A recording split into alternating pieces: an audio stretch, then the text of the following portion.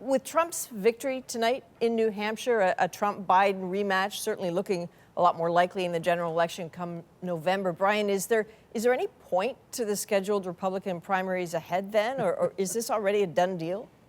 The point is democracy, and every state, audiences in every state should have an opportunity to vote. But what we are seeing is that Trump is consolidating his support once again among a shrinking Republican Party. When people look at this and they say, what is going on here? How could a disgraced, twice impeached president who incited a riot somehow resume politicking and get to the GOP primary and actually get a majority? The answer is that the cult of Trump is still alive and well. It is not the majority of Republicans or the majority of Americans, but it is a very, very loud and vocal minority that is still with him. And so in a party that's shrinking, with an electorate that's depressed and exhausted, he is still able to beat out Nikki Haley, and he likely is going to do that in most, if not all, of every other state. So yes, the general election is underway. We are getting underway here, but we should not make the mistake of thinking that Trump is very strong right now, when I think he actually appears weak overall nationally. Okay, so that's interesting. Nikki Haley went to the microphone tonight. People were leaning in. Is she going to back out? No, she's not backing out. The Republican primaries technically continue, I suppose, until June. Yeah. I suppose there are a bunch of factors that could affect the front-runner candidate, but McKay, what goes into Nikki Haley's decision-making process about what she does next? Well, it's interesting. I was texting the last couple days with Republicans who are supporting Nikki Haley. These are donors, strategists, people in kind of the political class, and asking them, how well does Nikki Haley have to do in New Hampshire for her campaign to continue to be viable? And what I heard from most of these people was, you know, if she can't win, then it needs to be a very close second. It needs to be within a few points. Now, votes are still coming in. We're still seeing the tally. So the margin will matter, but it does not look like she's going to be within a few points. Most of the estimates I'm seeing, the New York Times is estimating a 12-point win, something like that for Donald Trump. And that is just not a very, convincing case for why she should continue to run. Now, that said, one scenario many Republicans are floating is that there are a lot of X factors when it comes to Donald Trump's candidacy. First of all, he's an older man. His health has been a question in the past. He's also been indicted, charged with multiple crimes in multiple different cases. And so there is one scenario that I've heard from Nikki Haley's backers, which is basically she should continue to run, continue to rack up delegates in these races, even as she's losing to Donald Trump, and be there in case something happens that would cause Donald Trump's campaign to melt down and the Republican Party to need somebody to step in. Now, that is a real long shot possibility. But, for these Republicans who have spent 8 years watching their party be in the thrall of Donald Trump and are desperate for some change, a long shot miracle may be all that they have. Yeah, it's so interesting to hear you say that, because that does sound like, to a degree, like an exercise in magical thinking. That's the what if an asteroid hits scenario. But when you talked about the charges, Tia, this is where I'm curious what you think, because whenever someone says, hang on, there are 91 felony charges that Donald Trump is facing, from afar, you get the impression that there's this huge segment of Republicans who stick their fingers in their ears and say, please stop talking about this. It does not matter. Well, I think it's almost like those Republicans, they don't necessarily say it doesn't matter. They say it matters because it's proof that Donald Trump is under attack. And so therefore, it solidifies their support of the former president. It makes them more enthusiastic to vote for him in these primaries, which is one of the reasons why Nikki Haley is not able to break through. So that's why I'm a little bit dubious that even if these cases go to trial throughout the primary season, and if he were to be found guilty, there's polling that shows there are some Republicans who would be troubled by guilty verdicts. But I think Trump can, quite frankly, talk his way even out of that, or find a way to keep that support. You know, he says he's under political attack. He says they're politically motivated. He says it's all, you know, part of the deep state trying to get rid of him. So I think his base may even stick with him were he to be found guilty. You know, he'll appeal and try to challenge any verdicts and buy himself more time. And everything we've seen thus far, we've seen his base stick with him no matter what. So as you all talk, I think you're talking about what happens when people pay close attention. But again, I'm an outsider here, and as I look at this, it looks like people aren't necessarily paying particularly close attention, that the attention spans are very frayed right now. People don't seem to be interested in this race like they were in 2020 or 2016. Brian, is this true? Are Americans tuned out on this? That's the biggest story of the 2024 election. Most Americans are just tired of it. They're exhausted. They're fed up. They're annoyed by politics. They're disappointed by their options. They don't want a rematch. And yet, they're likely going to get a rematch between Biden and Trump. So many have just tuned out. Is it going to stay that way all year? No. Will many people click back in September or October? Yes. At least I think so. That's what history would tell us.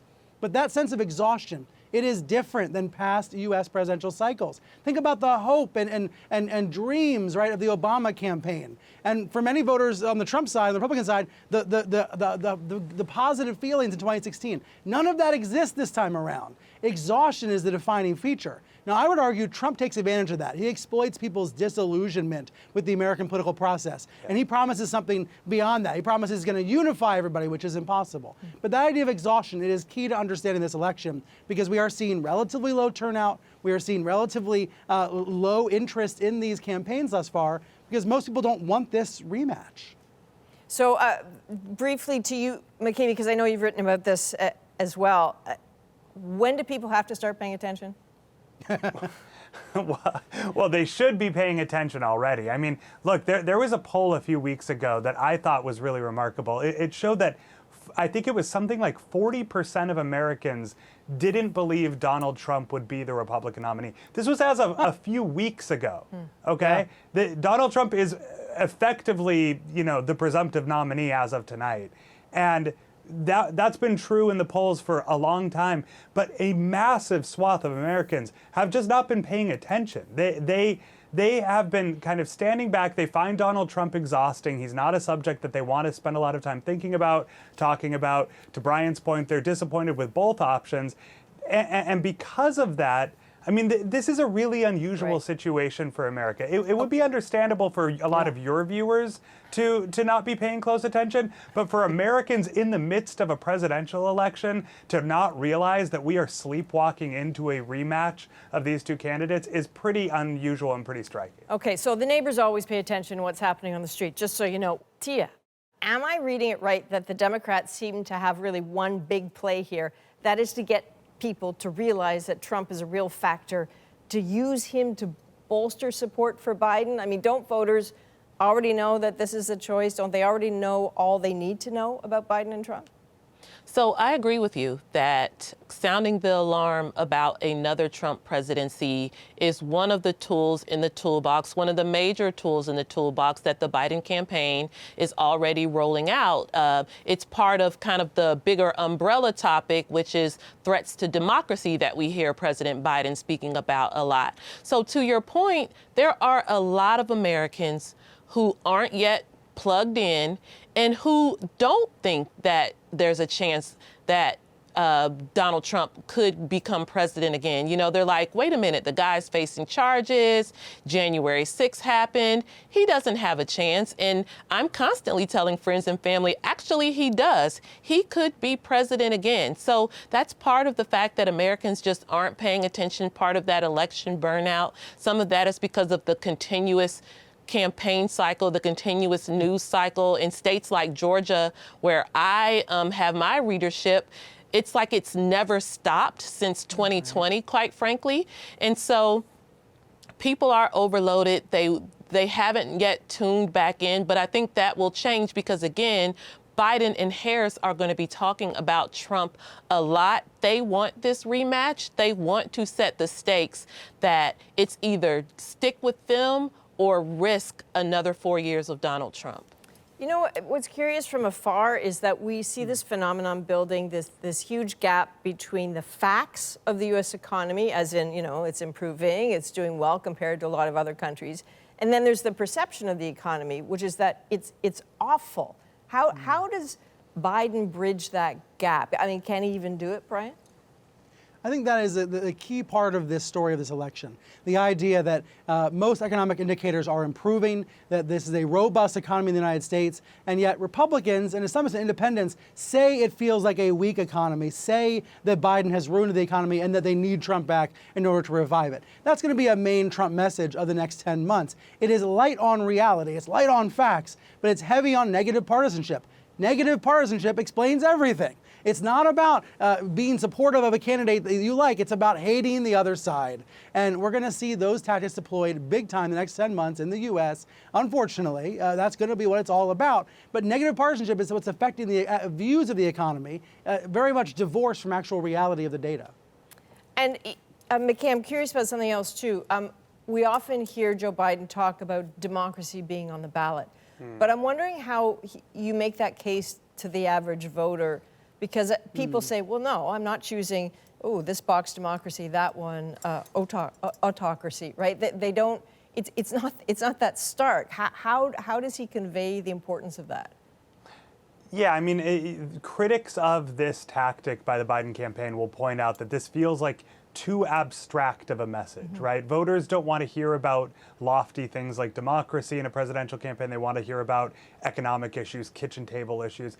I think that what the Biden campaign is going to have to do is get those voters who have not been tuned in to start paying attention to the things Donald Trump himself has said he will do with the second term, right? He has said that he will use the Justice Department to go after his political enemies. He has said that he wants to crack down on journalists. He has said that he wants to pull out of NATO, right? This is not a matter of speculation. This is a matter of taking the statements that Trump himself has made on the record and giving them a platform, amplifying them and giving them enough context that voters understand what the stakes are. I think it's a bold and risky play by the Biden campaign to build their message around that idea, but it's clearly something Biden himself believes deeply in, and it could be healthy ultimately for American democracy if Americans see this as a referendum on democracy itself and end up voting for democracy. But it's risky. Can I add briefly to that? Sure. Trump gets in his own way. Trump voters know he gets in his own way. I have friends who pull me aside who love Donald Trump who say, I wish he wouldn't talk so much. Trump's on Twitter, on Truth Social, misspelling the word poll, attacking Nikki Haley. All of the things he says, all the things he does, all the rants he gives, all the autocratic comments he makes, they hurt him, especially in a general election. So as people tune in, they're going to hear more of that. The Biden campaign's basically betting or believing that the more people hear from Trump, the more turned off they're going to be. But it also sounds like that what you're talking about is both sides are going to lean into fear. Like, you be careful of that guy. Right. I mean, because that's going to be a disaster. And T, I think we've seen a little bit of that this week because the Democrats have been talking about abortion, right? We saw how that played out in the midterms of 2022, and they're saying, again, remember what happened here. Any sense of how that conversation lands with the electorate? So again, we're talking about strategies in that Biden re-election campaign toolbox, the issue of abortion, access to abortion, what has happened in America since the Supreme Court reversed its Roe v. Wade decision. Those things are real and they're playing out in real ways, particularly in states in the South, states that Republicans control, where access to abortion is limited. And then there have been related conversations about contraception, related conversations about women who face medical emergencies in pregnancy, and doctors either being unwilling to give them care or them being worried about the repercussions of certain decisions they may make. And so, again, the Biden campaign, both President Biden and Vice President Harris are talking about it. They know that this is an issue that women care about. They know this is an issue that younger voters care about. They know this is an issue that has paid off for Democrats virtually every time it's been put on the ballot. And so, again, it's part of their toolbox. And quite frankly, it's an issue that Trump Right. kind of is conflicted by, because on one hand, he takes credit for shaping the Supreme Court with that new conservative majority that overturned Roe v. Right. Wade. But on the other hand, he talks about some of these bans going too far and blames fellow Republicans. Okay, well, unfortunately, we're going to have to leave it there. Tia, Brian, McKay, thank you all. Thanks.